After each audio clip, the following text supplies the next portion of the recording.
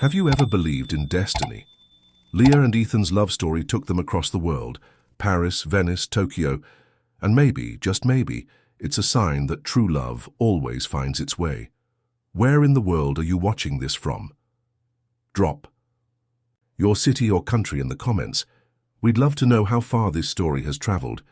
And don't forget to subscribe and hit the bell so you won't miss tomorrow's special episode. Another heart-touching love story is waiting to unfold, right here, just for you. Leah Morgan, a 30-year-old travel photographer from California, had always dreamed of visiting Paris. But this wasn't just any vacation. It was her first big assignment of the year. She had been sent by a well-known travel magazine to capture authentic, emotional moments from one of the most romantic cities on Earth. With her camera slung around her neck, Leah stepped out of her hotel just as the golden morning sun began to warm the cobblestone streets. The scent of freshly baked croissants floated from nearby cafes, and the distant hum of the city brought a quiet excitement to her heart. She smiled to herself. This was it. Paris. And for the first time in a long while, she felt truly alive. Walking along the Seine, she marveled at the classic Parisian architecture, each building a blend of history and elegance. But her real destination was the Eiffel Tower. She had seen it 1,000 times in pictures, but never like this, in person, standing tall and breathtaking, shimmering under the light of a perfect morning. Leah paused in awe, tears quietly pooling in her eyes. It wasn't just a tourist attraction. For her, the Eiffel Tower had always symbolized something deeper, a longing for love, a hope for magic, maybe even the start of a story she hadn't yet written. Raising her camera, she began to snap photos, one angle after another, searching for that perfect shot that captured the emotion of the place. But just as she turned slightly to the left, she saw him. A man, sitting alone on the wide stone steps facing the tower, notebook in hand, pen moving slowly. His expression was calm, thoughtful, as if he were writing a letter to the universe. He looked American. His posture was confident but relaxed, and something about him made Leah's fingers automatically reach for the shutter. She didn't think twice. Click, then another, and one more. She zoomed in through her lens, adjusting the focus, capturing the quiet intensity in his eyes. But in that final click, he looked up, directly at her. Their eyes met. Leah froze. He had caught her. Heat rushed to her face as she quickly lowered the camera and turned away, pretending to be focused on something else. Oh no, she thought, biting her lip. That was embarrassing. She walked away quickly, heart racing, refusing to glance back. But even as she wandered through nearby streets filled with flowers and bakeries, his image remained in her mind, his eyes, that half smile when he saw her. Focus, Leah, she whispered to herself. You're not here to fall in love. But little did she know. She had just taken the first photo of the man who might change everything. It had been a week since that moment in Paris. Leah thought she'd forget about it, about him. Just a random stranger caught in her lens. A fleeting glance. Nothing more. But his eyes. The way they looked into hers like he knew her. Like something had been exchanged without a single word. That moment stayed with her longer than she expected. Her next assignment brought her to Venice, Italy, a city that felt like it floated between dream and reality. The canals shimmered under the afternoon, sun gondolas drifted lazily by, and the scent of espresso clung to the air.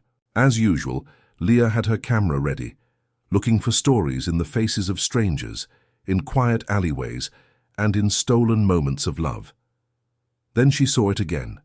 Not him, not yet, but a couple kissing passionately in a gondola, surrounded by golden, light and soft waves. She raised her camera, heart racing, capturing the intimacy, the magic, and then a voice from behind her. Can I join you? Her heart stopped. She turned, and there he was, the man from Paris, the man with the notebook, Ethan. He smiled casually, as if bumping into her again in a completely different country was the most normal thing in the world.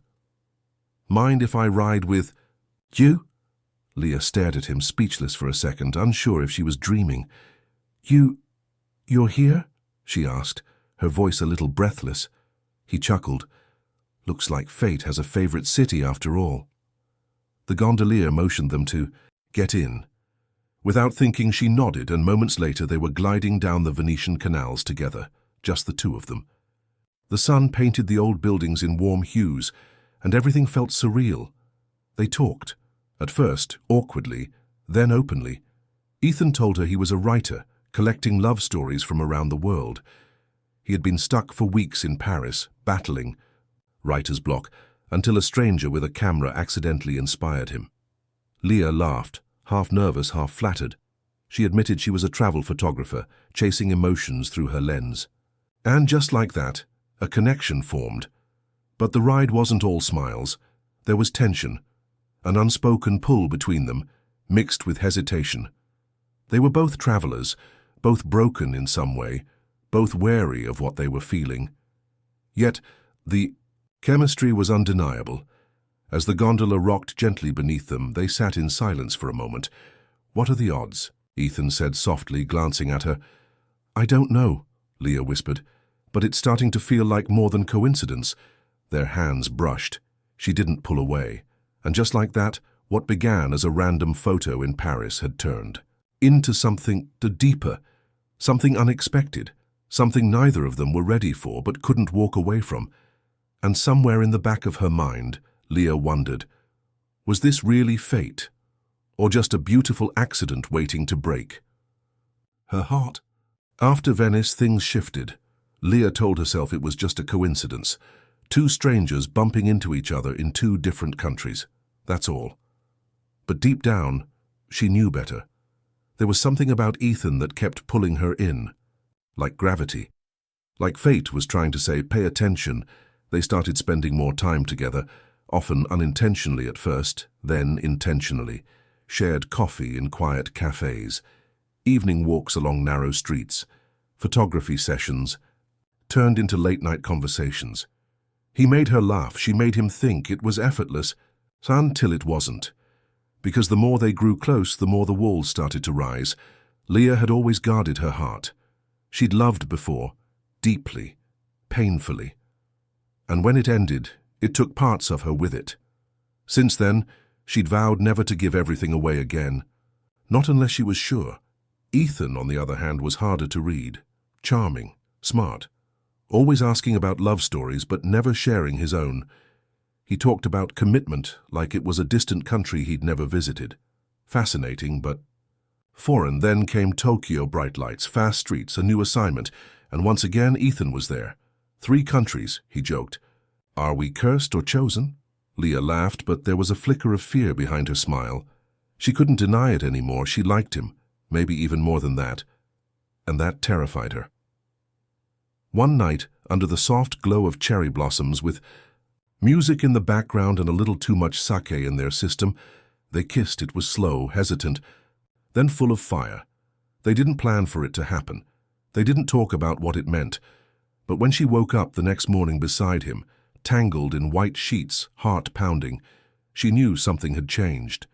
She got dressed quietly, head spinning, not from the hangover, but from everything. The night, the feelings, the questions. Ethan stirred. Leah, I have to go, she said quickly, not meeting his eyes.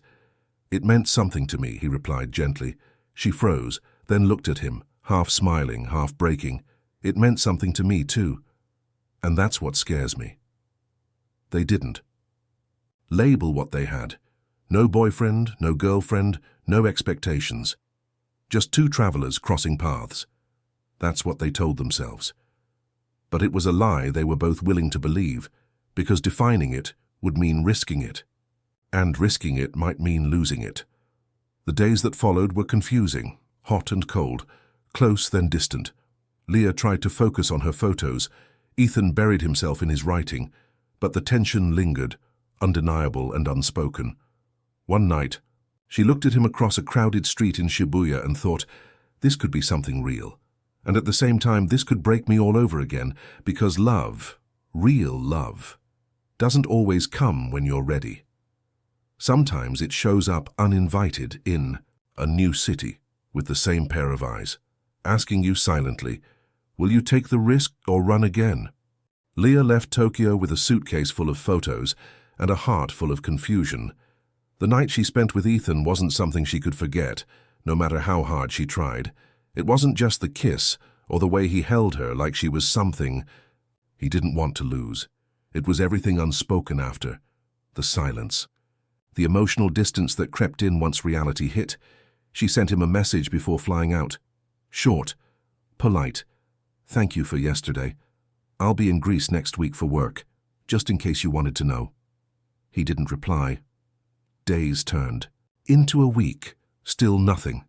And for someone who had grown used to his sudden appearances, his silence felt louder than ever. Leah arrived in Santorini hoping the change of scenery would clear her head. The crisp sea breeze, the whitewashed buildings, the endless blue of the Aegean Sea. It should have been healing. But instead, it made the emptiness inside her feel even more obvious. She tried to throw herself into work. She wandered the narrow streets with her camera, capturing lovers watching sunsets, old couples holding hands, tourists kissing under fading skies, all while her own heart felt like it was stuck between holding on and letting go. Then, just when she stopped expecting it, he showed up, Ethan, standing at the edge of a cliffside overlook, hands in his pockets, that same hesitant smile on his face. Her heart dropped. He didn't say hello right away, just walked up beside her and whispered, "Do you know Santorini was formed by a volcanic eruption over 3,500 years ago?" She stared at him. "You disappeared." "I was scared," he admitted quietly.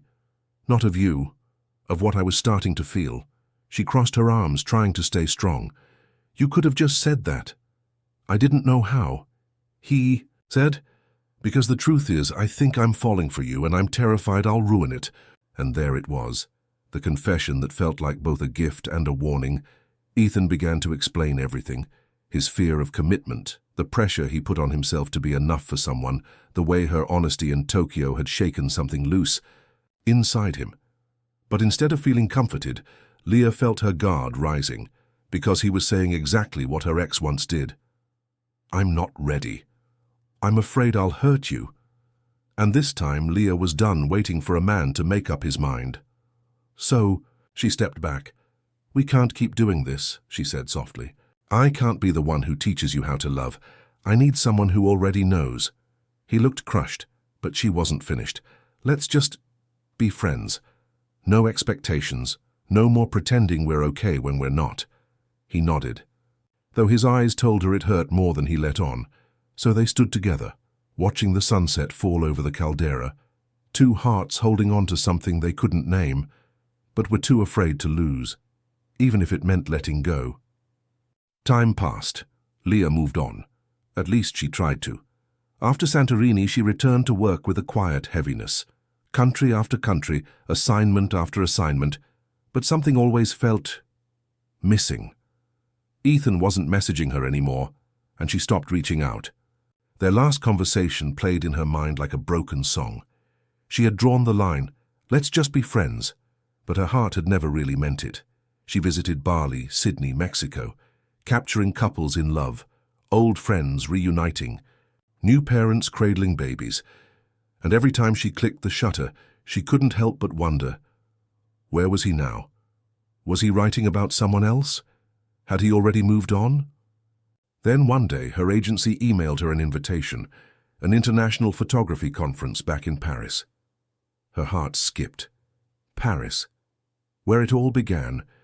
She told herself it was just work, nothing more. She packed her bags, booked the flight, and promised her heart not to expect anything. Not hope, not signs, not fate. But the moment her feet touched the Paris streets again, she felt it. That pull, that memory. That one morning when she first saw him with a notebook and a quiet expression. After her assignment, she wandered toward the Eiffel Tower. Not because she had to, but because something inside her needed to. She stood there, right at the same spot she first took his photo, staring up at the steel symbol of love that had once made her believe in magic. Then, just like before, she heard his voice. "Leah." She turned. Ethan stood a few feet away, breathing hard, as if he'd been running. His eyes met hers, and for a second the world stilled. "You came back," she whispered. "I never really left," he said, stepping closer. "Not in here." He touched his chest. She blinked back the sudden wave of emotion. "I've spent the last few months becoming the man I told you I was too scared to be," he continued. "I've written the book. I've rewritten my own ending. And now I know. It wasn't complete without you."